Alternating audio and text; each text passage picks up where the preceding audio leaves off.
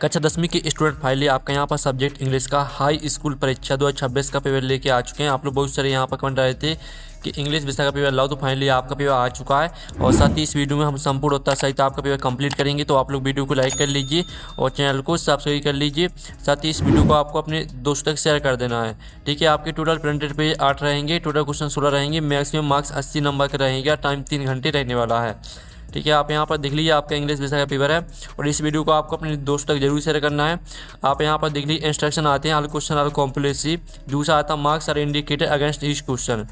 ठीक है, तो चलिए आपका पेपर देख लेते हैं। सेक्शन ए आता है रीडिंग। क्वेश्चन पहला आता है read the following passage carefully and answer the question given value, जो कि 5 नंबर का आपका पैसेज रहेगा। तो आपका आता है Gandhi ji travelled a lot, he always travelled 3rd class in trains. इस तरह से आपका पैसेज दिया गया है, तो इसको ध्यान से रीड कर लेना है आपको यहाँ पर हिम तक। अब चलिए इसका पहला क्वेश्चन आपका आता है in which class did Gandhi ji travel in. तो आपका ये था 1st क्लास, बी था 3rd क्लास और सी था 2nd क्लास और डी था all of these B, A, B, C। तो आप यहाँ पर देख लीजिए आपका लिखा है यहाँ पर 3rd क्लास, तो 3rd क्लास आपका इसका आंसर रहने वाला। ठीक है, आप यहाँ पर देख लीजिए ये always travelled 3rd class in trains. फिर दूसरा था who came to meet Gandhi ji at Mumbai railway station. तो आपका यह था 1 पर्सन, बी था प्यूपल और सी था सम प्यूपल और डी था लॉस्ट ऑफ प्यूपल। तो इसका आंसर आपका लॉस्ट ऑफ प्यूपल हो जाएगा। फिर आपका यहाँ पर तीसरा था which countrymen and women went into Gandhi ji, ठीक है, कॉम्पार्टमेंट। तो आपका इसका जो राइट आंसर है वो आपका अमेरिका हो जाएगा। फिर आपका चौथा आता है give the opposite word of poor. तो आपका था होनेस्ट, बी था फिच और सी था पुअर और डी था होली। तो इसका आंसर आपका यहाँ पर हो जाएगा, ठीक है, बी राइट आंसर। फिर आपका यहाँ पर देख लेते हैं 5वां था give the synonym of the word simple.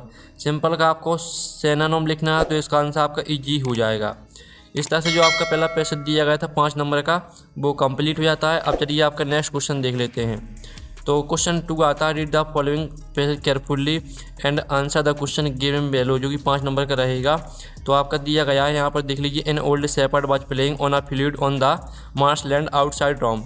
इस तरह से पैसेज दिया गया है, तो इसको पूरे ध्यान से पढ़ लेना आपको आउट ऑफ द प्लेस तक, स्क्रीनशॉट ले लीजिए। अब इसका जो पहला क्वेश्चन आता है the fairy wanted to marry the shepherd because. तो इसका आंसर आपका हो जाएगा he could play sweetly on his flute. फिर आपका दूसरा आता है when the fairy put a ring on his finger the shepherd. तो इसका आपका यहाँ पर ए ऑप्शन आता है मेरिड हर, बी था डिस्पेयर्ड और सी था टर्नड इनटू अ स्ट्यूट और डी था changed into a handsome youth. तो इसका आंसर आपका यहाँ पर हो जाएगा changed into a handsome youth. फिर आपके यहाँ पर तीसरा देख लेते हैं। तो तीसरा आता था शेपर्ड वेंट टू रोम इन अ। तो इसका आंसर आपका रहेगा यहाँ पर कोच। और जो आपका यहाँ पर चौथा आता है बेंट द शेपर्ड रिचर्ड रोम ही। तो आपका यहाँ पर चौथे का जो राइट आंसर रहने वाला है वो आपका सी हो जाएगा planned to marry the queen of Italy. फिर आपका यहाँ पर 5वां आता है the queen ordered the shepherd to be whipped out of the place because he. तो आपका इसका राइट आंसर यहाँ पर ए हो जाएगा टर्नड ओल्ड एंड अगली। ठीक है, इस तरह से जो आपका क्वेश्चन 2 है वो भी आपका कंप्लीट हो जाता है, आपने ध्यान से यहाँ पर देख लिया होगा।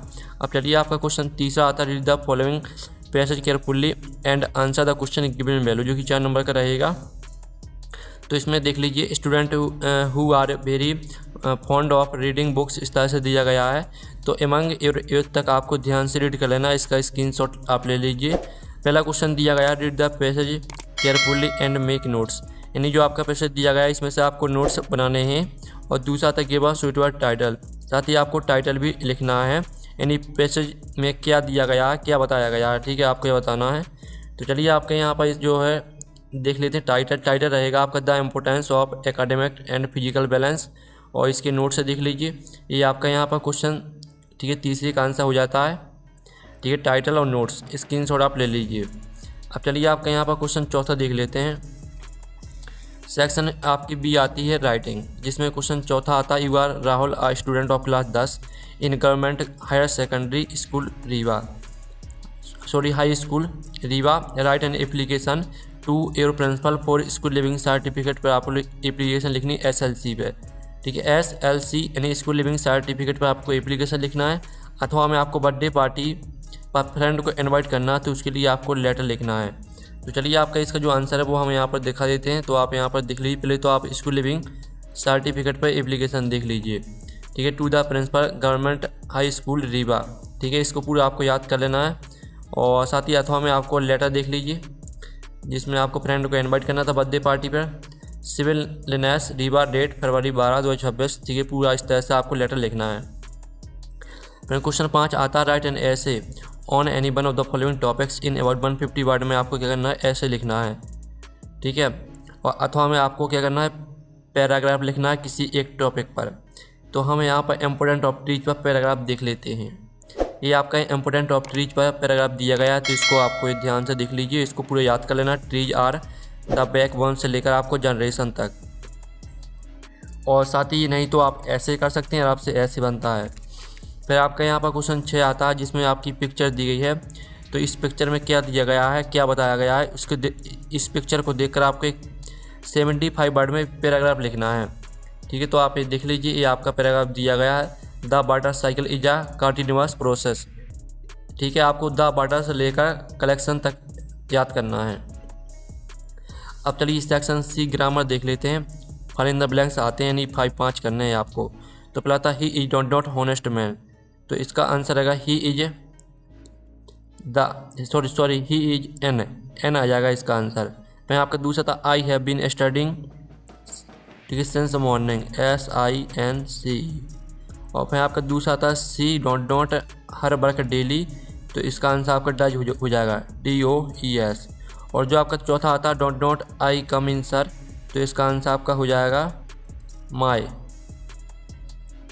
और जो आपका था there is not dot milk in the pot, तो इसका आंसर आपका मच हो जाएगा। और जो 6 आता डॉट, ठीक है, यहाँ पर मच आ जाएगा, MUCH। और जो आपका था you don't not follow the traffic rules, तो इसका आंसर आपका हो जाएगा मस्ट, MUST। ठीक है, इस तरह से आपके रहेंगे। अब आपके यहाँ पर आते हैं डू एज डायरेक्टेड। ठीक है, जिसमें आपके NE5 आपको 5 दिए गए हैं, तो 5 करने हैं। पहला आता है he is too big to बाल्क, इसको आपको सॉडेट में चेंज प्रयोग करना है। और दूसरा था सी सिंग्स आ सॉन्ग, इसको पैसिव वॉइस में चेंज करना है आपको। फिर तीसरा था if you don't work hard you will fail, इसमें अनलेस का प्रयोग करना है। चौथा आता he play cricket, correct the sentence में चेंज करना है। और 5वां था दे आर फ्लाइंग काइट्स, इसको आपको नेगेटिव में चेंज करना है।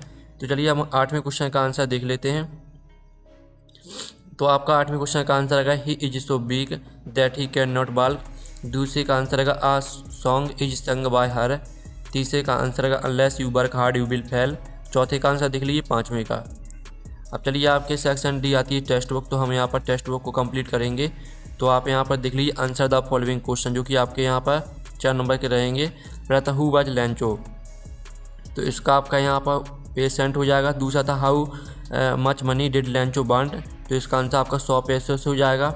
फिर जो आपका तीसरा था who has written the poem fire and ice, तो फायर एंड आइस किसने लिखी है आपको यह बताना है। तो इसका जो आपका आंसर रहेगा 9वें का, यानी जो तीसरे का आंसर रहेगा वो आपका रॉबर्ट फ्रॉस्ट हो जाएगा। चौथा आता where was Lencho house situated, तो इसका आंसर आपका टॉप ऑफ अ हिल हो जाएगा। फिर आपका 10वां क्वेश्चन आता है read the following extract from the pause and answer the question given value. तो आप देख लीजिए द हाउस से लेकर आपका नॉर्थ ईस्ट तक पूरा ध्यान से रीड कर लेना है। इसका पहला क्वेश्चन आता है from which lesson has this text been taken, तो इसका आंसर आपका यहाँ पर हो जाएगा आ लेटर टू गॉड। फिर दूसरा आता है where was Lencho house situated, तो इसका आंसर आपका यहाँ पर on the crest of a low hill हो जाएगा। और तीसरा था found out the word from above passage which is similar to the word closely, closely का आपको सिमिलर मीनिंग लिखना है, तो इसका आंसर आपका इंटीमेटली हो जाएगा। अब आपका 10वें का बी आता है जो कि पोयम दी गई है द फॉक्स कम, ठीक है, मूव्स ऑन तक पूरी आपको ध्यान से रीड कर लेनी है। अब इसका जो पहला क्वेश्चन है वो आता who is the poet of the poem fog, तो इसका आंसर आपका यहाँ पर बी हो जाएगा। तो दूसरा था what does the poet compare the fog to, तो इसका आंसर आपका कैट हो जाएगा।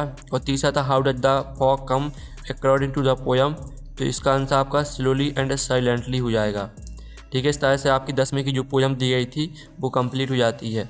अब क्वेश्चन आपका यहाँ पर 11 आता है, ठीक है, जिसमें आपको 6 क्वेश्चन करने हैं। पहला था what did Lencho hope for, दूसरा था what does courage mean to Mandela, तीसरा था what name did Anne gift to her diary, चौथा था what did the conductor call Valli has madam, और 5वां था what did Chubukov at first suspect that Lomov had come for 6वां था what does a jackfruit like a French mean, और 7वां था why was the young seagull afraid to fly. ठीक है, तो चलिए आपके यहाँ पर 11वें क्वेश्चन के आंसर देख लेते हैं।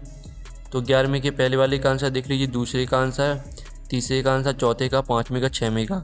6 में से आपको ठीक है 7 दिए गए थे, तो 6 के आंसर हमने दिखा दिए, 6 ही आपको याद करने हैं।